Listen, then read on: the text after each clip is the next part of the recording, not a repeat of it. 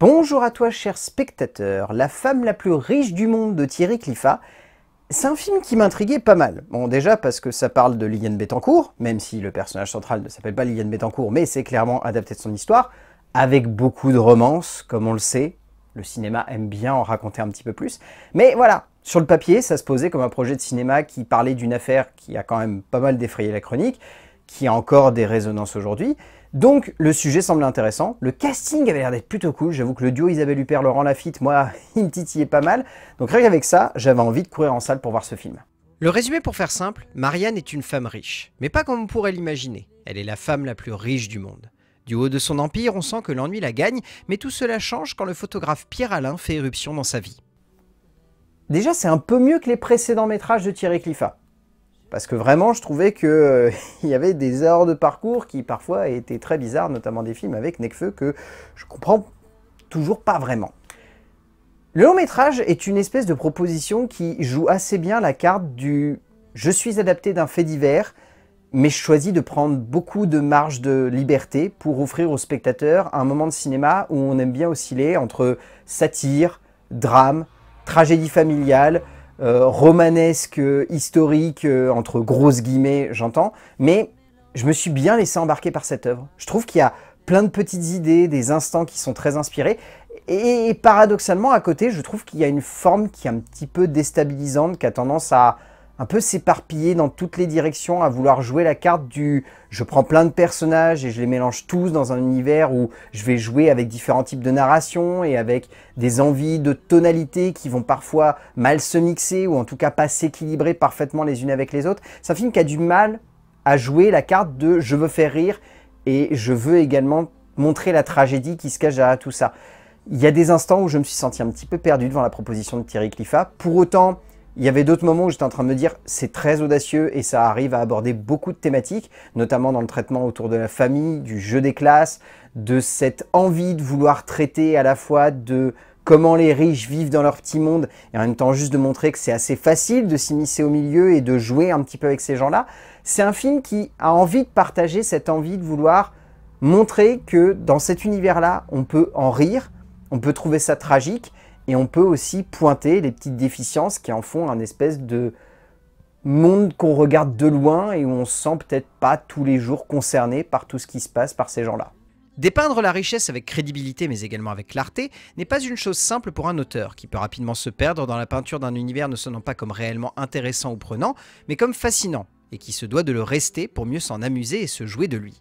Thierry Cliffat propose aux spectateurs une plongée étonnante dans une affaire qui a retourné le monde des riches et des ultra-riches, le temps d'un film sonnant comme une vraie proposition de cinéma à mi-chemin entre plein de genres, mais qui se perd un peu dans cette conception-là d'un récit qui sonne comme passionnant, mais qui manque parfois un peu de finesse ou de traitement pour marcher. En termes d'écriture, le scénario est écrit par Jacques Fieschi, Thierry Cliffat ainsi que Cédric Angers. L'écriture en fait repose sur une base de narration que je trouve assez intéressante, c'est-à-dire que le film s'ouvre en fait sur des témoignages de différents personnages, notamment un qui va presque devenir le narrateur ou en tout cas le vrai personnage principal de cette histoire qui est Jérôme.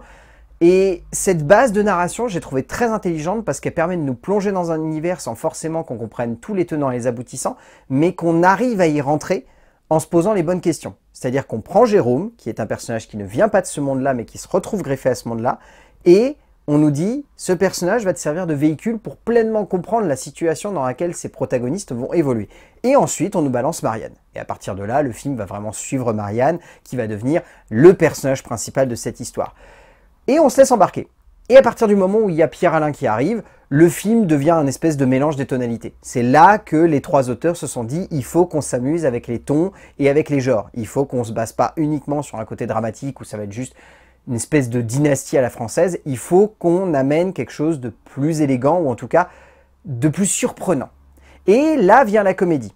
Et à partir de là, les trois scénaristes vont s'amuser à osciller entre plein de possibilités différentes. Ils vont jouer avec les différents personnages qui vont se trouver au sein de ce récit, ils vont jouer avec les différents genres, Pierre Alain étant clairement la symbolique de la satire, voire de la comédie, Marianne étant plus le côté drame, et Jérôme étant cette espèce d'entre-deux, où on sent que c'est presque le personnage tragique qui vient narrer toute cette aventure et qui vient se placer comme le petit boulon qui va sortir tout doucement de là où il doit être pour justement nous permettre de mieux rentrer dans cette histoire. Donc cette base-là est intéressante, et après par contre, on va pas se mentir, tout part dans tous les sens.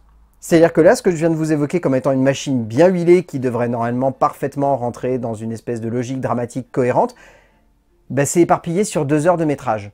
Cliffa, Angers et Fieschi manquent peut-être un peu de finesse dans la logique avec laquelle ils décident de peindre Marianne, mais surtout de jouer avec la position de Pierre-Alain, au cœur d'un scénario sonnant comme prenant et comme amusant avec son envie de se jouer de la bourgeoisie et de ses facilités, mais en manquant de justesse quant à ce qu'il faut raconter de ce monde. Au fond, les 3 auteurs se perdent parce qu'ils veulent coller à la réalité des faits. Mais en cherchant également à se jouer de cette réalité, pour parler d'un peu plus que simplement d'une affaire qui a défrayé la chronique, ce qui est louable, mais ce qui demande également un choix dans la structure globale d'un récit qui devient flou. En termes de mise en scène, Thierry Cliffat, il propose un film qui, visuellement, est assez simple. C'est-à-dire que l'objectif, c'est vraiment de jouer sur des confrontations, des petits instants de comédie, d'autres moments plus dramatiques, de montrer des rencontres, de montrer juste des instants où 2 personnages vont se faire face, de jouer sur côté un peu piquant. Il y a beaucoup de liens à faire avec Classe Moyenne qui est sorti dernièrement dans le jeu où on va placer un personnage qui n'a rien à voir avec cet univers, dans cet univers, et jouer justement sur le décalage qu'il va avoir par rapport à tout ce qui va l'entourer. Cette base-là est intéressante. Après, le souci qu'on peut tout de suite pointer du doigt avec cette proposition, c'est que c'est quelque chose qu'on a l'habitude de voir dernièrement.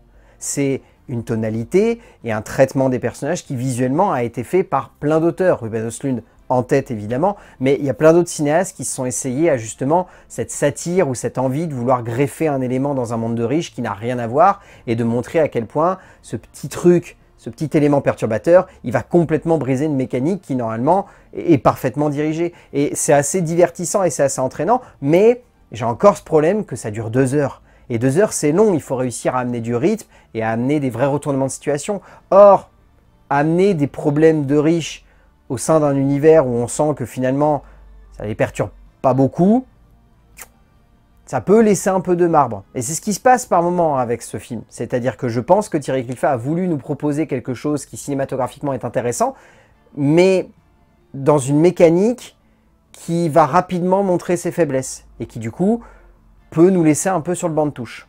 Cliffat nous offre un film qui manque un peu de panache, même si derrière, l'auteur parvient tout de même à assez bien mettre en scène cet univers et ses personnages au cœur de celui-ci, jouant assez bien avec les espaces intérieurs et le contraste amené par le jeu des tons, mais il manque un peu d'audace.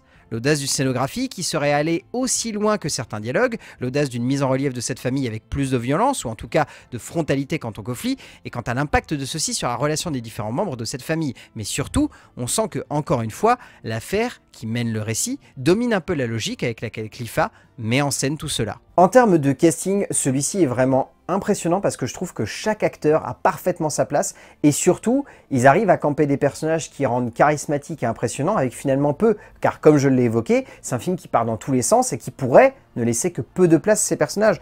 Or, que ce soit Michael Lescaut, que ce soit Paul Beaurepaire, que ce soit Mathieu Demy, André Macon, Raphaël Personnaz, Laurent Lafitte, Marina Foïs, ils ont tous un moment de brio. Laurent Lafitte étant celui, pour moi, qui m'a le plus amusé dans ce film, parce que je trouve que, pour le coup, ça se sent qu'il s'éclate à jouer ce personnage de grosse merde, on va l'appeler comme ça, mais il le fait avec beaucoup de prestance, et surtout un petit accent de faux richou, qui, moi, m'a beaucoup amusé du début à la fin. Allez, les manants, on dégage, ça sort. C'est très divertissant et c'est très amusant, et je trouve que pour contrebalancer ça, le choix de l'actrice principale fonctionne hyper bien. Je fais partie de ceux qui l'aiment un film sur 2.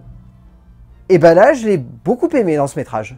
Isabelle Huppert est particulièrement juste, au cœur d'un film qu'elle porte avec énormément de finesse et ne faisant pas de cette femme une héroïne proche du spectateur, mais en parvenant surtout à en faire quelqu'un de détaché, mais d'attachant. Au bout du compte, La femme la plus riche du monde, c'est une proposition de cinéma qui a ses faiblesses. Mais au milieu de ses faiblesses, il y a un film très entraînant. Il y a une histoire qui regorge de péripéties, de retournements de situation, de petits instants de brio qui fonctionnent hyper bien, dominé par une mise en scène qui certes sonne comme très classique par rapport au sujet, mais qui arrive à avoir ces petits moments de flamboyance. C'est un film qui aurait pu être beaucoup plus imposant et qui peut-être s'est un peu perdu dans son cheminement dramatique et dans sa manière de se concevoir en tant qu'objet qui veut jouer avec des tonalités de comédie ou de drame ou parfois même de tragédie. Mais heureusement, c'est bien rattrapé le casting. Donc pour le coup, La femme la plus riche du monde de Thierry Cliffat, je pense que vous avez bien aimé. Donc allez-y, ça se trouve, ça va complètement vous divertir. Peut-être que vous allez passer à côté, mais j'en doute quand même. A plus!